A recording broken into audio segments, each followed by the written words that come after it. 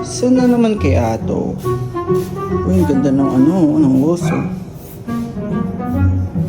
Saan kaya si Sir? Sir? Diyan ka ba, Sir? Uy! Si Sir. Sir! Di na naman hinahabol mo ako Sir, naligaw ako sa labas. Asa ba tayo, Sir? Pero bago at geng mo naman. Ay, welcome to Caesar! Okay, so yun. Nandito na naman tayo guys. Nandito tayo sa second class natin. Actually, kanina may pinagkasa din tayo. Diba? Napakalupit. So, this is our second site natin. So, by the way, we're here in sa ngayon? Sa Marikina tayo, Sir. Marikina. So, if nakikita ninyo, ang ginagawa naman natin ngayon dito is a walking closet. So, may sarili siyang talagang area. Closet. Kaya pala sa labas, Sir, kwarto. Tapos pagpasok ko pinto, closet. Walking closet. Then right after that, there's the CR. So, nandito talaga yung pinaka-CR, yung toilet and bathroom client. So, by the way, we have a full walking closet here. So, yung buong room, kung mapapansin ninyo, ayan.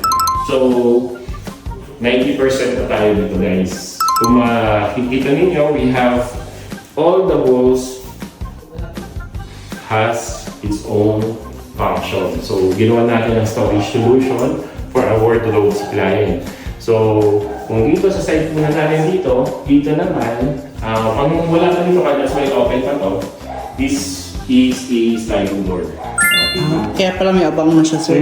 Sa baba. So, next week pa natin kasi makukuha yung mga mirrors galing kay supplier. Okay. Sa mga glass and mirrors natin. So, all the mirrors and glass, the tempered glass, will be installed by next week.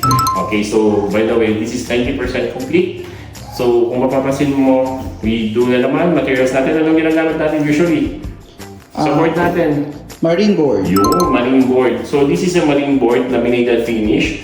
So, para at least kasi usually, ang ginagamit talaga natin is meron may marine board. And also, the ordinary marine board na hindi pa siya, kumbaga bago pa lang siya. Then, we finish it sa laminated finish. Kasi dito kasi, ginamit natin yung latest color na nude.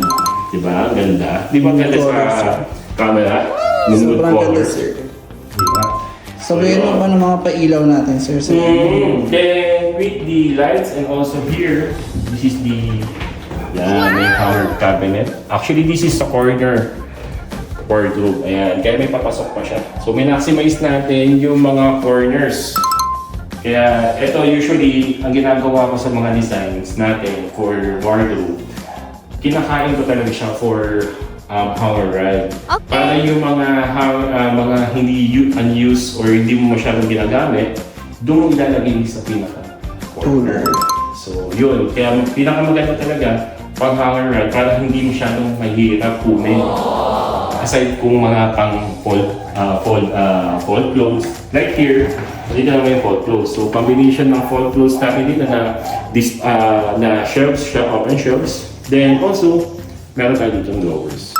Okay? mga full drawers. Mga soft motion, soft closing drawer guide natin. And also the hinges.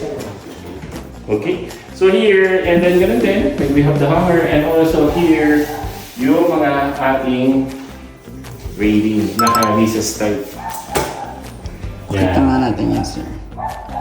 Ito pala yung finished product, Sir, no? So, actually dito kasi ang nadala nila, hindi pa yung nababago yung color. Before talaga, dapat the architect naka-workout ka dito, it should be wood grain. Kaso nagbago yung isip, they want to like na mas modern, which is they would like nude color. So, we have the nude color here na binagay natin with the handles na Metallic black.